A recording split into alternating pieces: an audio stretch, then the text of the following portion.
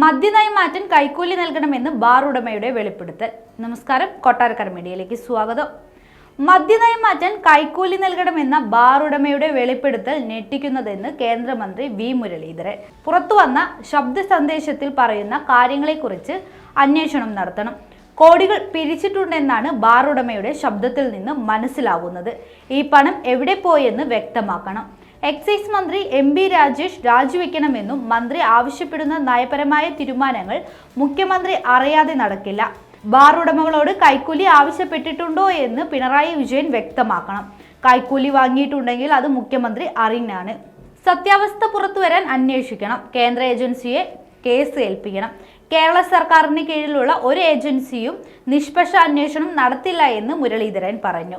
ബാർക്കോഴ ആരോപണത്തിൽപ്പെട്ട KM മാണിയുടെ പാർട്ടിയുടെ കൂടെ കൂടിയവരാണ് CPM. അഴിമതിയിൽ UDF-ഉം LDF-ഉം ഒരുപോലെയാണ് വ്യക്തമാകുന്നതെന്നാണ് രണ്ടാം ബാർ കോഴ കേസ് ആരോപണവും കേന്ദ്രമന്ത്രി പ്രസ്താവനയിൽ പറഞ്ഞു.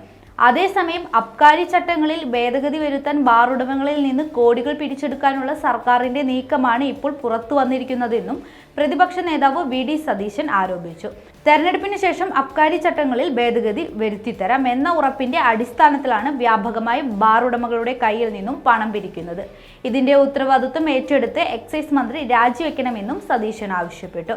പണ്ട് KM മാണിക്കെതിരെ 1 കോടി രൂപയുടെ ബാർ കോഴയാണ് LDF ഉന്നയിച്ചിരുന്നത്. ഇന്നിപ്പോൾ അത് 20 കോടി രൂപയാണ്. ഇനി നോട്ടെണ്ണൽ യന്ത്രം എക്സൈസ് മന്ത്രി M.B. രാജേഷിന്റെ കയ്യിലാണോ, അതല്ല മുഖ്യമന്ത്രിയുടെ കയ്യിലാണോ, അതുമല്ലെങ്കിൽ AKG സെന്ററിലാണോ എന്ന് മാത്രം അറിഞ്ഞാൽ മതിയെന്നും VD സതീശൻ പരിഹസിച്ചു. എന്നാൽ പ്രതിപക്ഷത്തിന്റെ ആരോപണങ്ങൾ CPM തള്ളി. സംസ്ഥാനത്ത് മദ്യനയവുമായി ബന്ധപ്പെട്ട് ഒരു ചർച്ചയും നടന്നിട്ടില്ല എന്നും എന്തോ മുൻകൂട്ടി തീരുമാനിച്ചുറപ്പിച്ച നിലയിലാണ് ഇപ്പോൾ പ്രചരണം നടത്തുന്നതെന്നും CPM സംസ്ഥാന സെക്രട്ടറി MV ഗോവിന്ദൻ പറഞ്ഞു. LDF-ന്റെ നയം രൂപപ്പെടുത്തുന്നതിന് വേണ്ടി ആരുടെയെങ്കിലും കയ്യിൽ നിന്ന് പണം വാങ്ങി നിലപാട് സ്വീകരിക്കുന്ന മുന്നണിയല്ല LDF എന്നും MV ഗോവിന്ദൻ പറഞ്ഞു.